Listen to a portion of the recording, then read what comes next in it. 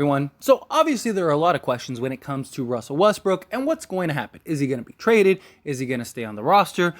What is he like as far as being on the Lakers or being traded? We saw him go and get a new agent in Schwartz, who is known for getting the max amount of money in a buyout situation, which if Westbrook is traded, any team he goes to is going to buy them out, right?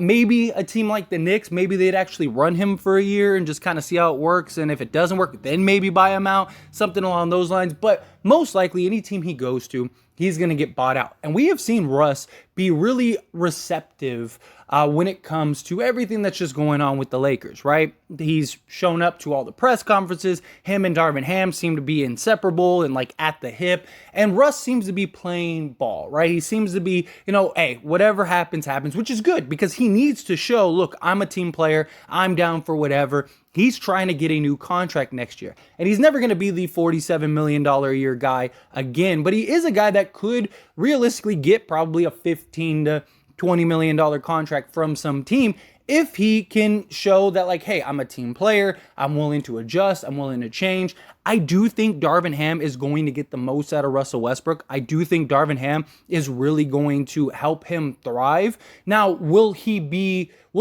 still be a bad fit? Possibly, but if you can get him just more effective out there on the basketball court, I think that that's a positive. But obviously the ultimate goal is the Lakers to, trade Russ. Now, they're not just going to trade Russ for the sake of trading Russ. There has to be a right deal on the table, and the Lakers are in a good position either way. Look, you stand pat. You hope Darvin Ham can make it work. You run it for a year. Maybe something happens at the deadline. Maybe the Nets implode and they're just like, okay, we're done. Time to trade Kyrie. And you got your first. You got Russ. It's like, okay, here you go. Here's a trade. Maybe something like that happens. Worst case, you're right into the year. Hopefully, you're pretty solid, which I do think the Lakers are going to be pretty solid this year. Now, I don't know if they'll be a legit contender, but this team is very comparable to the 2020 championship team. You got LeBron and Anthony Davis, of course, but that team wasn't very good from three. They were just really good defensively. And you had guys that, they could knock down the three, but they weren't lights out 3-point shooters.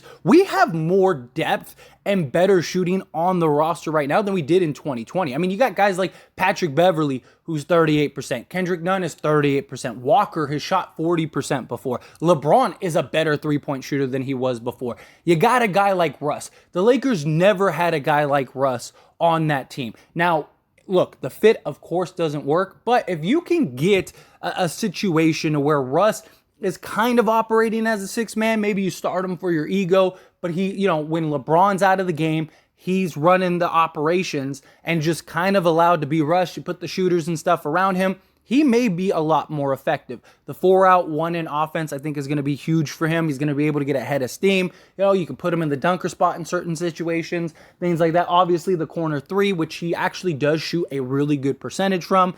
So maybe you can make it work. I'm not saying it will. I'm not saying the Lakers team will be good, but a lot of people are just so willing to write off this Lakers team. And we have no idea how good or bad this team is going to be. I mean, we have a lot of really solid guys. We got the big men finally. That was arguably the biggest problem last year. When Anthony Davis went down, we didn't have any size. We had Dwight Howard and DeAndre Jordan. Frank Vogel was allergic to Dwight Howard for whatever reason. DeAndre Jordan was unplayable. And we saw guys like Stanley Johnson and LeBron James and even like Carmelo Anthony playing the 5. Like when that happens, it is a disaster. So I really think this Lakers team is going to be a lot better. The bigs that we have in Bryant and Damian Jones are a lot more versatile than when we had in that 2020 team. You have your Austin Reeves, just like an Alex Caruso. You got your Walker. You got your Patrick Beverley. None of the guys on the 2020 team. Danny Green, he completely forgot how to shoot threes. I mean, I don't know if you guys remember when he was airballing threes and he had a terrible stretch and people were demanding the Lakers trade him. I don't know if you remember that. KCP, he hit big threes in moments, but he wasn't the greatest 3-point shooter ever. We were just really good with team chemistry, just building that camaraderie. Everybody knew and understood their role. That was important too. And you had a dominant Anthony Davis, and I think that this team could be very comparable. Now, obviously, the Lakers, if they can find a trade for Russ, they're going to find a trade for Russ. They'll trade, whatever deal, whatever team ends up saying, okay, fine, we'll cave. But right now, it's just a staring contest. First one to blink is the team that's going to end up doing the trade. Utah is the most likely because Utah has to unload guys. Not only do they have to unload guys, but they're hard capped. So they got to be cautious what salaries they take back. They can't do like 1-for-1 player swaps. And so at this point, like, are you taking on bad contracts? Are you giving up draft picks in order to move guys?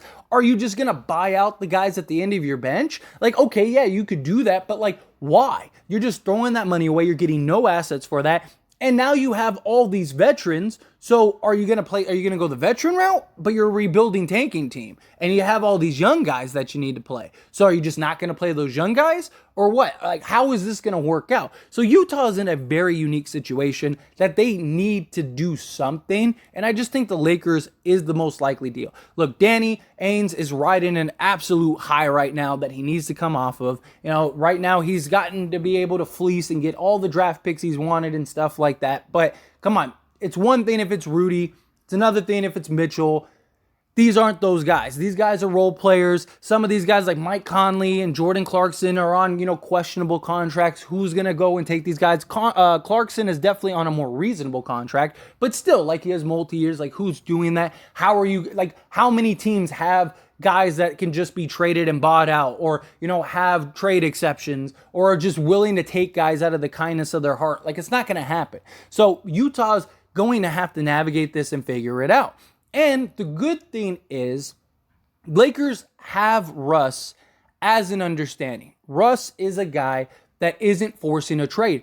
But according to reports that came out today, is Russ is open, or very open as it puts, to being traded. He is open for, if he gets traded, great. I'm all for it. That's what you want to hear. But he's not trying to force a trade. He's not demanding a trade. He's not making things difficult. He's letting things unfold. And he's okay with staying with the Lakers if that's what this entails.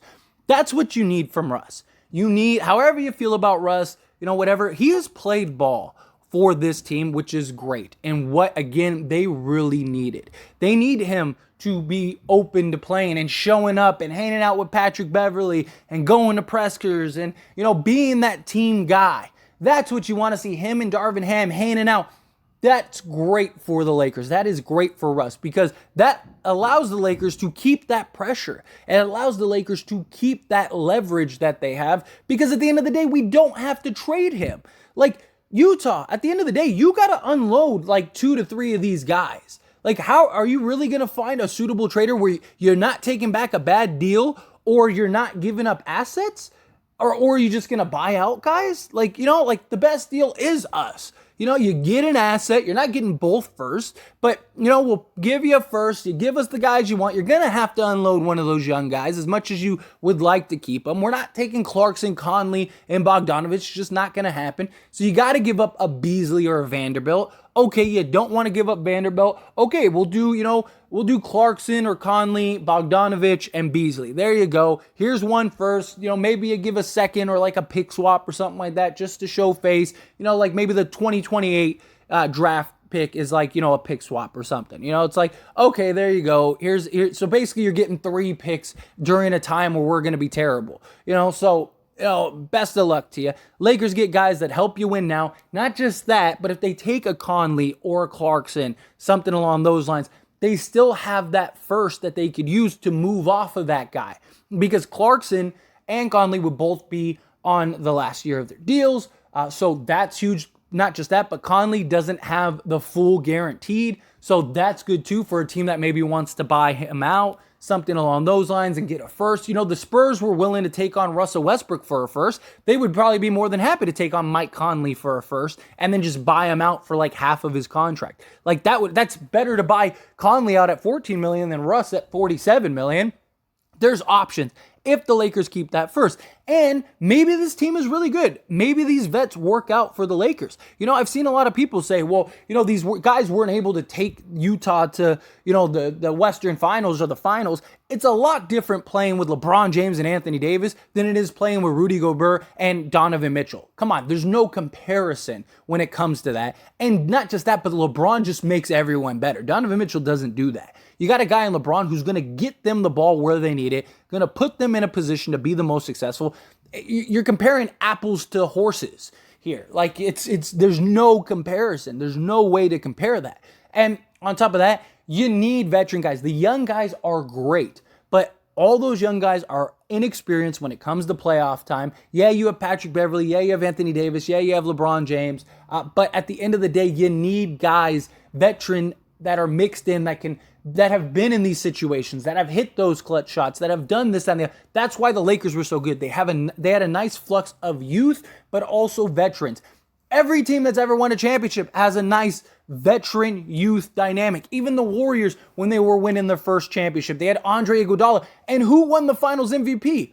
Oh yeah, that's right, Iguodala, because he was the veteran leader. He was the guy that was there in the locker room. They had Andrew Bogut, like guys like that. You need veterans. You need guys in the locker room that can, play sparing minutes, things like that. Like having the young guys is great for the regular season because these young guys are going to all be just balling out during the 82 game stretch. But you need guys come playoff time that have been there, that know what it's like. You're down 5 with a minute 45 left. And these young guys are freaking out like, this is big, like we got to win that. Where you have the veterans like, Mike Conley, who's been there and been to a Western Conference Finals and was part of the grit and grind Grizzlies. He knows, okay, like, don't worry. I'm going to hit this clutch shot.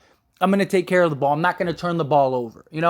Even guys like Kendrick Nunn, he was starting point guard on the finals team. He has that experience. Patrick Beverley, these guys are important to this Lakers team. Guys like Walker I don't even think he's ever been to a playoff, let alone getting to, a deep run or a finals, you had, Toscano Anderson. Yes, he played on the Warriors, but he wasn't like a huge part of those teams, but he has that experience. That's good. You need that. But you also need guys that have actually played heavy minutes in those moments. And that's a Mike Conley. That's a Bogdanovich, Those guys have done that.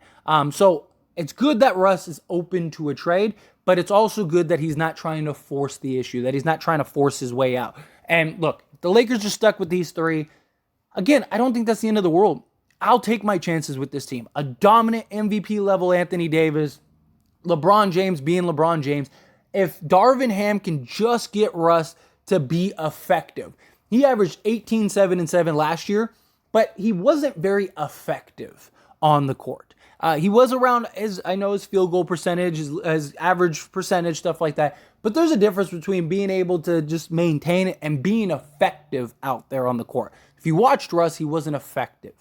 Darvin Ham can get him to average 18, 7, and 7 effectively. Oh, this Lakers team is scary.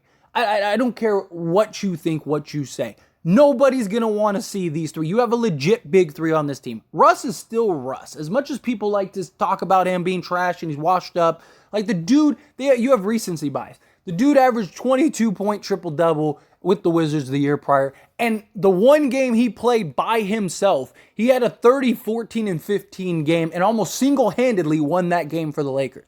The dude is still in there that we know. The Brody is still in there. He just got to find a way to fit in. I'm not saying he will. I'm not saying that they will be able to get him effective. But if they can, this team could be very good. I'm not saying that they're a contender, but this team is going to be very good and is going to be very tough to beat. Not just that, but nobody in the West are world beaters. There's not a single team that I look at and go, there's no way the Lakers could beat those guys. Nobody in the West has an answer for Anthony Davis. Nobody in the West has an answer for LeBron James. Give me those two guys playing at a high level and healthy. I'll take my chances. Even the Phoenix Suns, who were in the finals the year that they went to the finals, were probably going to lose to the Lakers if Anthony Davis didn't go down. They were up 2-1. The Suns had absolutely no answers for Anthony Davis. LeBron James was making Crowder his son, and it just looked like this was it. Lakers are going to go up 3-1. The series is over, and then Anthony Davis goes down, and everything changes. And then you just saw LeBron. He's playing on one leg with the ankle and stuff. It was a disaster. But anyway, love to hear your thoughts and opinions, and however you feel about it, let me know down in the comment section below. That being said, hit that like button. Helps me out a lot. Lets me know you enjoy these types of videos, and I truly appreciate it. If you're not subscribed to the channel, hit that subscribe button, followed by the bell notification. Stay up to date with all things sports. Join this wonderful community and all of our discussions. I'll see you all in the next one. Thank you.